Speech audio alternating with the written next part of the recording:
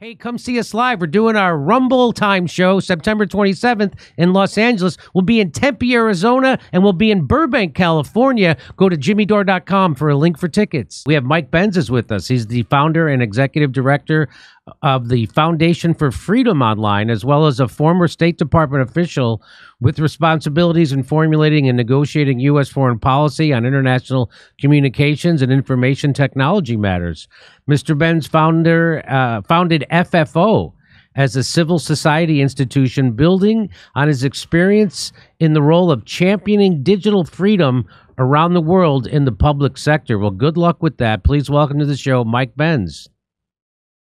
Hey, Jimmy, longtime fan. Thanks for having me on. Right back at you. Now, Mike, that's a losing battle, right? There is no way we can save. It's a global cabal of billionaire controlled millionaire media and social media and politicians, right? I mean, people would always say to me, "Oh, Jimmy, you think they have secret meetings? When do these people who control everything get together and have these meetings?" I go, "It's called a session of Congress." You think they're in there when there's a session in Congress and they're trying to figure out how to help workers or the elderly or sick people or students or anything? They're in there doing the biddings of the people who put them there, and the people who put them there are people like Reid Hoffman and Jeff Bezos and Bill Gates and George Soros. Those are the people that they're doing the bidding of. Am I wrong about this? You know something about it. It's funny, actually. What I'll do right now is I'll retweet to the top of my timeline a 45-minute segment that I posted of exactly what those meetings look like.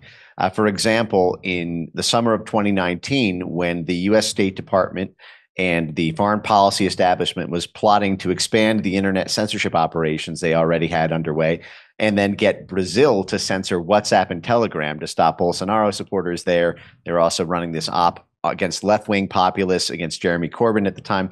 But the meeting looks exactly like what you described. It's basically a big hashtag in the center of the room, and then in a circle all around them are about 200 journalists from around the world who were brought in by the Atlantic Council to be trained on disinformation. Now, the Atlantic Council has 7 CIA directors on its board of directors. Okay, a lot of people don't even know that 7 CIA #1 heads of the CIA are still alive, let alone all clustered on the secular board of directors of this institution, which happens to be known as NATO's think tank. It gets annual funding every year from the Pentagon, the State Department, all 4 branches of the U.S. military, as well as CIA cutouts like the National Endowment for Democracy. And they were literally flashing tweets on screen and training journalists how to censor them, how to flag them for different terms of service violation policies. So this is literally a sort of NATO CIA direct training of the journalists that we see in everyday life in exactly the kind of shadowy room that you described. So I've explained to people here before, I'll do it again, that there's the news media. I mean, I'm pretty sure it was Mark Twain who said, if you don't read the newspaper, you're uninformed. If you do, you're misinformed. So it's not like the news media has ever been fantastic. It's always been controlled by capitalists, people with financial interests in how the news gets reported. But it got really, it went off the deep end in 1996 when Bill Clinton did the Telecommunications Act, which took away all the firewalls and all the protections. And it used to be 50 giant media companies in America that brought us our news and information. And now there's 6. And journalists used to come from blue collar backgrounds like me. And now they come from Ivy League institutions, right? So the guy, for instance, and the guy who is assigned by the Washington Post to cover progressive politics is a guy named Dave Weigel, who came right from an Ivy League school, Northwestern, and while he was at Northwestern, led pro-Iraq war rallies.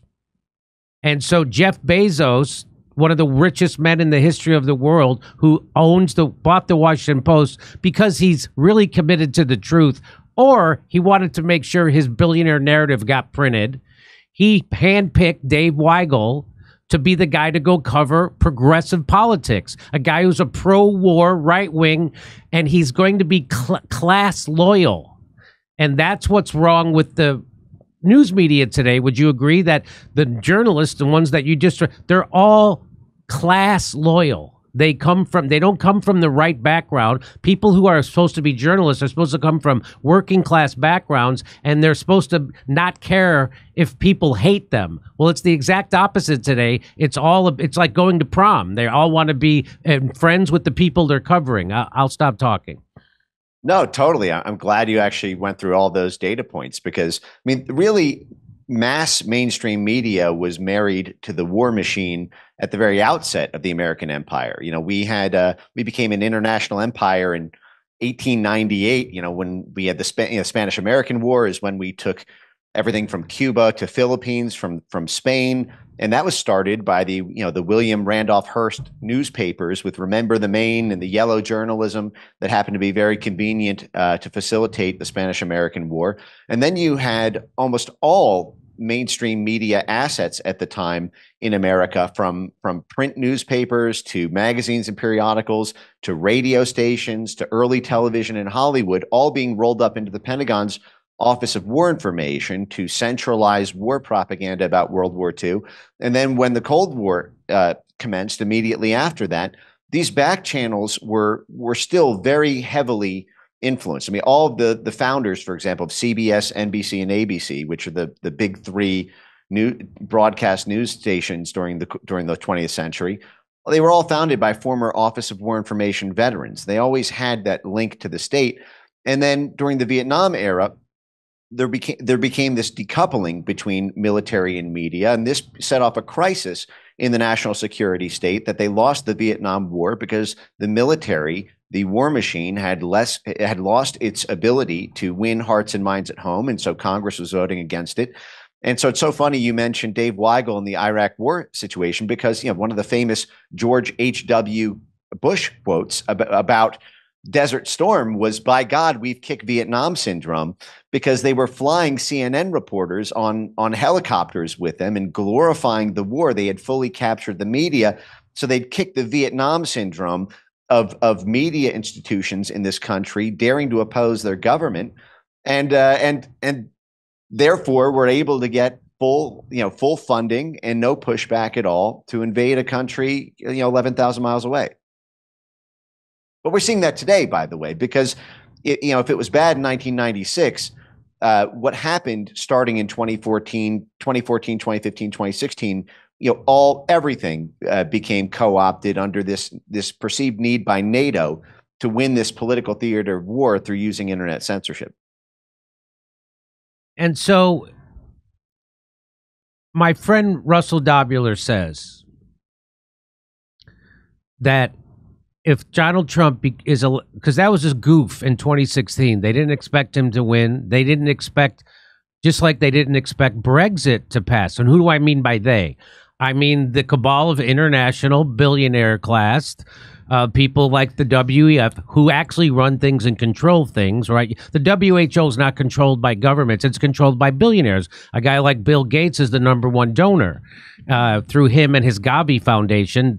And the head of the WHO has already admitted that whoever donates to us, we have to do what they say. So that's why Bill Gates is the biggest donor to them. So he gets to dictate our health policy. Anyway, now I lost. And then they all have for-profit companies that draft off of the government policies. Because it's funny, you said the WHO isn't, controlled by governments, it's controlled by billionaires. Well, you can say the same thing about governments. Governments are not controlled by governments. Governments are also controlled by billionaires.